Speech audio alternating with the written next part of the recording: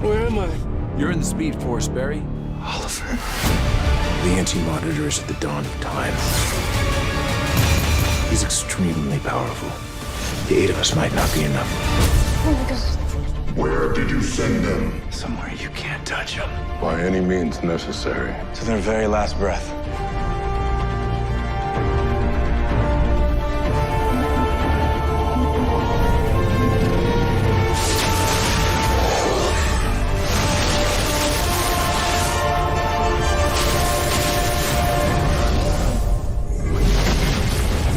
What the hell just happened? Where are we? This is the vanishing point. What does that mean? It's a point outside of time and space. What happened to the Wave Rider and the others? The Anti-Monitor. He used Harbinger to attack us. Pariah must have sent us here knowing that the Anti-Monitor couldn't follow.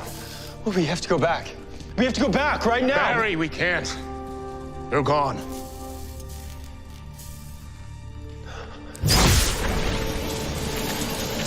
Something's wrong. Cal? Something's wrong. Hey. Come on. Please. Fix it. Fix it. What do I do?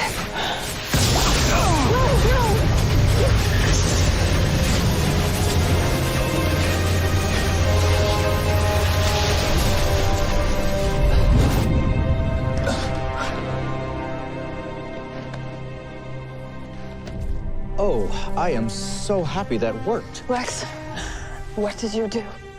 Well, I held the Book of Destiny, and I saw you 7 paragons due to be stranded at the vanishing point. And I thought Destiny could use a little rewrite.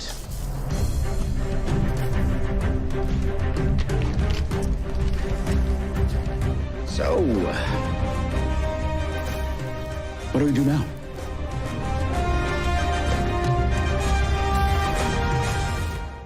Welcome back, everyone. It's Charlie. This is going to be my Crisis on Infinite Earths Part 2 trailer video. We also have some really cool Black Adam and Shazam news that I'll talk about during the video as well. Everyone, pour one out for the multiverse. There's a whole bunch of footage that we have to break down. We're doing a new round of that Flash Ring giveaway. All you have to do to enter is be a subscriber and leave your best theory about how this is going to end on the video. Obviously, careful for spoilers for everything that's happened during Crisis on Infinite Earths so far. There's still 2 more episodes, so Part 2 is Episode 4 and Episode 5 of the crossover.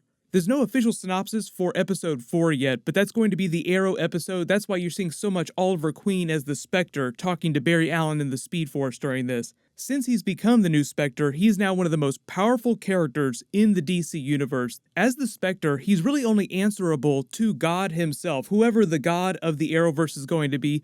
Don't know if they're going to do a Chuck twist from Supernatural. If you've never watched Supernatural, they deal a lot with angels, demons, God, the devil, all that stuff. So there is a god on that TV show, and his name is Chuck. They refer to him just like you would refer to a normal person. He just happens to be completely omnipotent, but we've never met anything like that inside the Arrowverse before. Don't know if we're going to meet him or if they'll just reference him with some clever dialogue that Oliver gives them.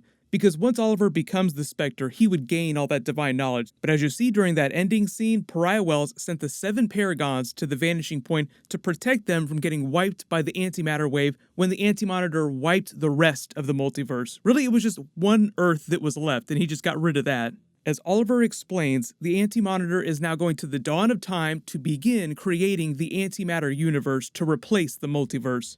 He said that we get all their backstories during the second half of the crossover. He called him Mobius when they were fighting each other and said that it was a mistake to allow his creation in the first place, but I'm assuming that they're going to be borrowing from a bunch of different comics for the Anti-Monitor's backstory.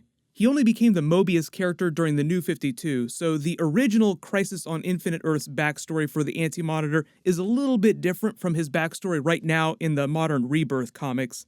But in the footage, you see Barry getting knocked around inside the Vanishing Point, maybe trying to use his powers outside of space-time and them just not working quite right, until Oliver, as the new Spectre of the multiverse, takes him into the Speed Force to explain the plan to him. You're in the Speed Force, Barry. Now shut the hell up while I tell you what's going on.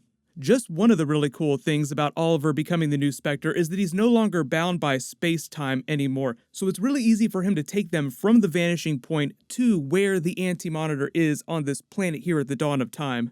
There's a moment during the trailer that if you blink, you probably missed it, but the Reverse Flash comes back and you see him running through the Speed Force. It's not clear where he's going or if he's just trying to hide out in the negative Speed Force to escape the antimatter wave and everything the Anti-Monitor is doing. There was an Easter egg in Nora's future newspaper during Season 5 that made it sound like he was helping the Anti-Monitor during Crisis on Infinite Earths, willingly or unwillingly, because we found out that the John Wesley ship Earth 90 Barry Allen Flash was forced to help him. Early prediction, though, Reverse Flash will find a way to help Barry save the multiverse willingly or unwillingly. Sometimes he has to help Barry against his better judgment, like he still hates Barry, but his instinct for self-preservation will probably lead him to conclude that it's better that he help Barry rather than work against him. If he were forced to serve the Anti-Monitor, he would hate it just as much as anybody else, even though he is technically a villain. This big red ring of red energy in the sky seems like it's his antimatter powers in the act of creating the new antimatter universe. And then obviously you see all those scenes of the 7 Paragons rushing him, trying to fight him. Lex Luthor using what looks like a kryptonite-based weapon. The really misleading thing about this trailer is that he's probably too OP at this point, and none of their combined powers will be enough to physically defeat him as a group or even one-on-one. But thinking about some of the seminal comic book moments and panels from Crisis on Infinite Earths, maybe with the combined help of Oliver Queen's powers as the Spectre, they're able to defeat him, and that's part of the idea. Think about this giant comic book ending with everybody bum-rushing the Anti-Monitor at the same time. There's this giant splash page. This is sort of their Avengers Endgame, Avengers Assemble moment. But you also have to imagine that Oliver Queen has this crazy godlike power now, and he's coming at him. Let me know in the comments if you do think they're going to go for the obvious "you have failed this multiverse" line, or "you have failed this city in some form or another," because there was actually a classic Batman comic with the Spectre crossover where the Spectre says "you have failed this city," and now that Oliver is the Spectre, why wouldn't he say his signature line?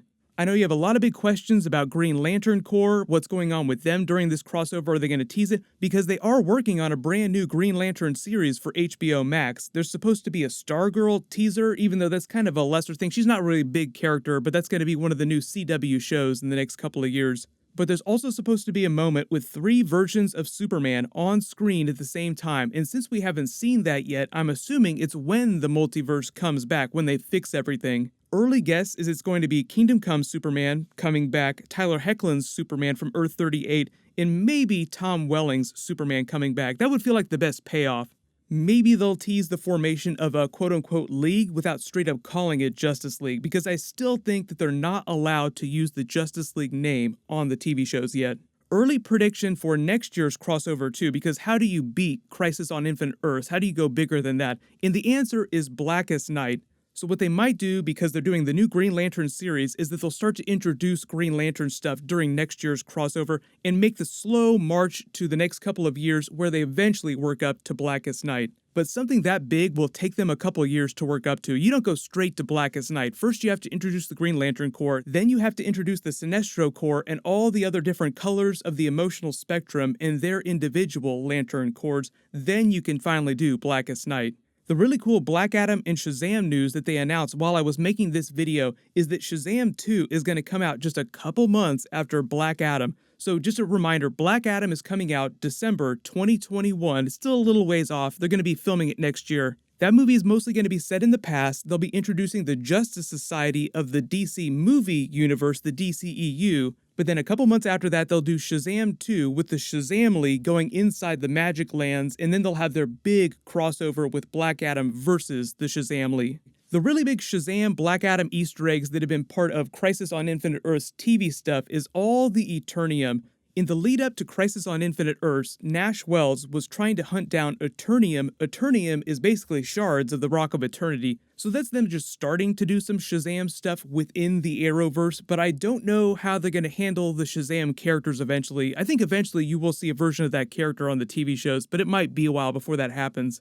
There's a whole bunch of stuff happening this week. As long as you have alerts, you should see all the videos when I post them, but leave all your requests in the comments below. Everyone click here for all the Crisis on Infinite Earths episodes, and click here to rewatch that Wonder Woman 1984 trailer a billion more times. Thank you so much for watching. Everybody stay awesome. I'll see you guys tonight.